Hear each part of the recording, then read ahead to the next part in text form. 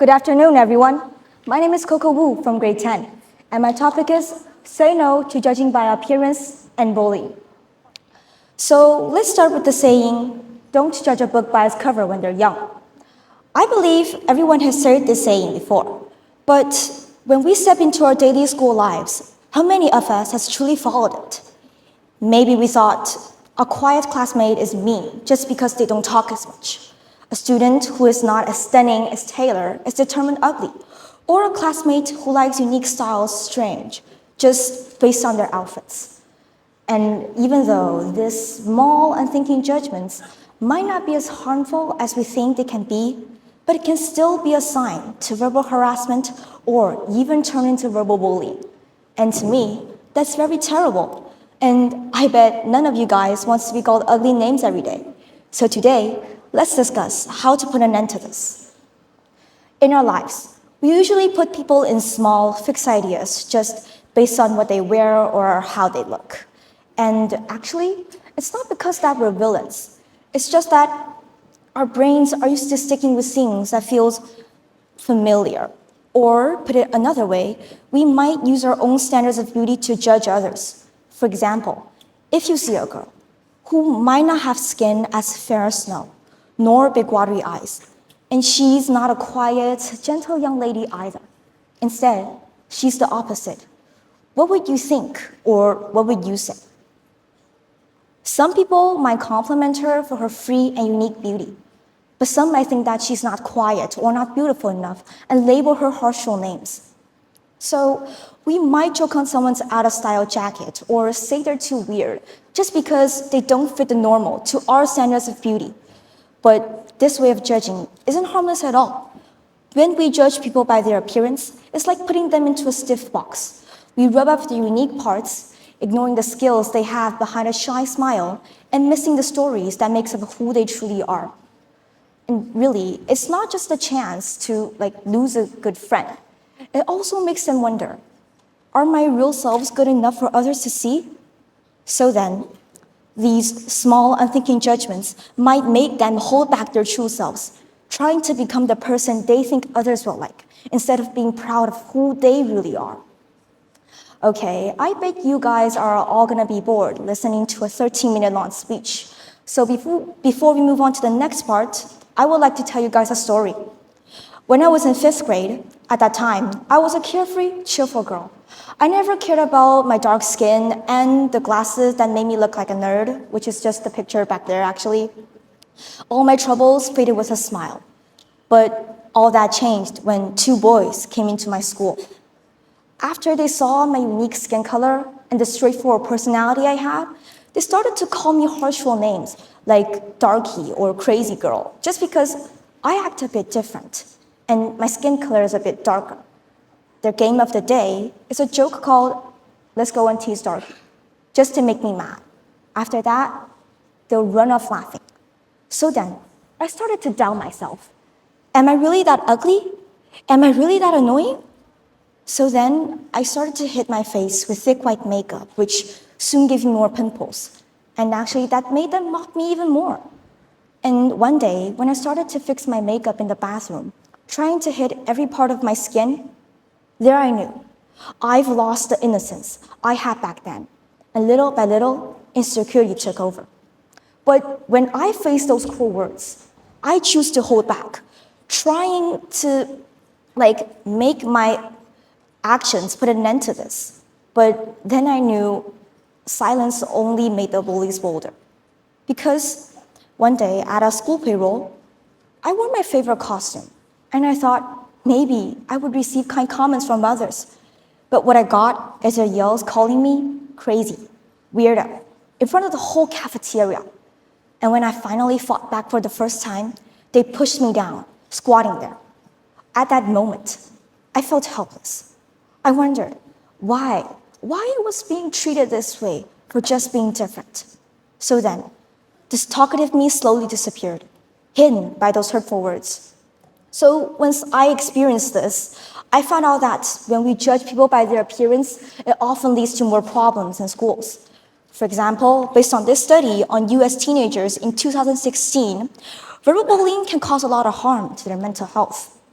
And among 5,429 students aged from 14 to 24, 1 out of every 4 has experienced verbal bullying, and that this kind of bullying is the most common type in the world. Like I've said about my own experience, I was just like one of them. And when I experienced it, I felt desperate because bullying can shatter a person's confidence immediately. And really, someone could really suicide on this. So more importantly, these teens were 1.5 times to attempt suicide. So this shows the fact that verbal bullying can cause long-lasting harm, and this harm spreads across the globe because the bullies don't care who you are. They don't care about anything. All they want is to hurt you. And when they see you hurted by those hurtful words, that's exactly what they're going for. Just like the kids in the US at me, even though we're in 2 totally different places, but we've been through the same experience, being mocked, being judged, only by how we look, what we wear, or our personalities.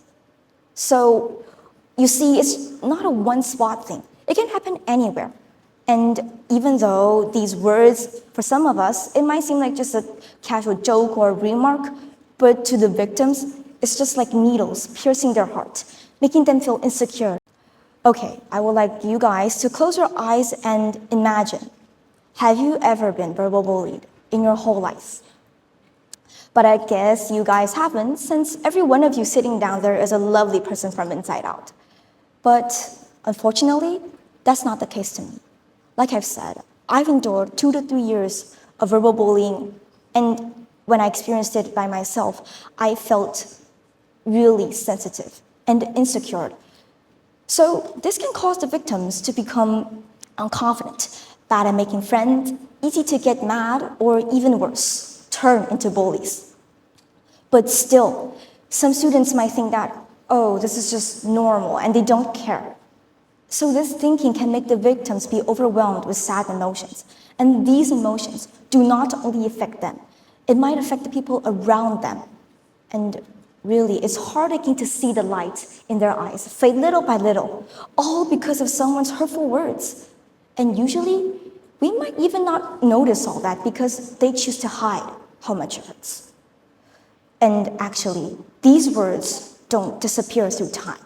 They pile up, making even the smallest things heavier.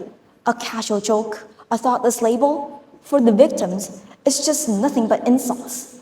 And really, it's really heartaching to see that. So I want to tell every one of you sitting there, if one day you're being bullied, please do not stay silent. Because too many people stay silent because they're scared of the pressure from the bullies or their harmful words. But like I've said, bullying only makes the bullies bolder. And to be brave is not that hard. You just need to hold this thought close to your heart. You deserve respect, and silence won't bring it to you. So then, some may ask, maybe verbal bullying is not that harmful after all. But like I've said, verbal bullying can bring a lot of mental health issues like anxiety and depression.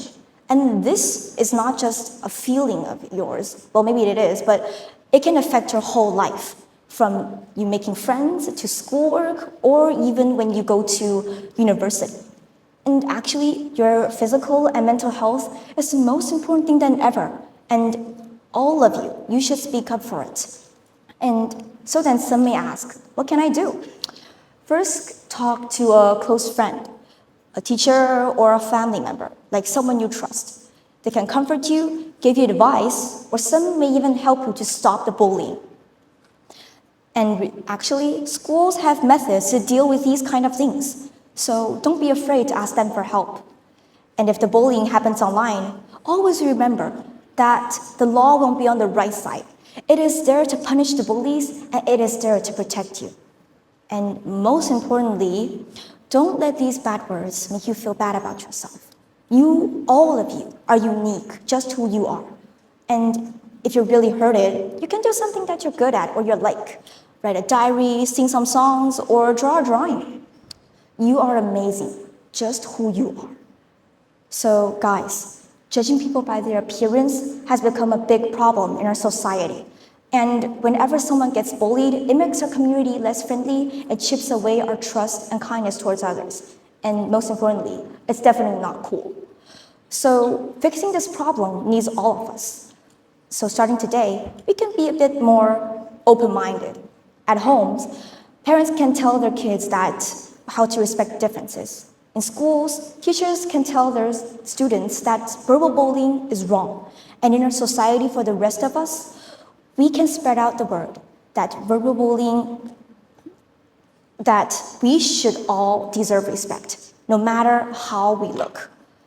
And to those who suffer from this, please remember that you're valuable, and those mean words do not define you.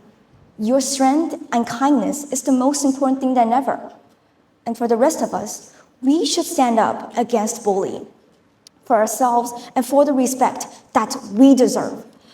So one day, if you see someone being treated badly, or if you can, please step in and help. Because even our smallest efforts can save more people from this kind of suffering by being trapped in verbal bullying.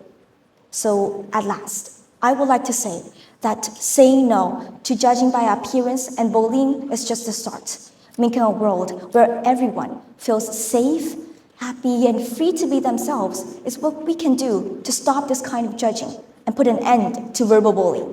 That's the end of my speech. Thank you all for listening.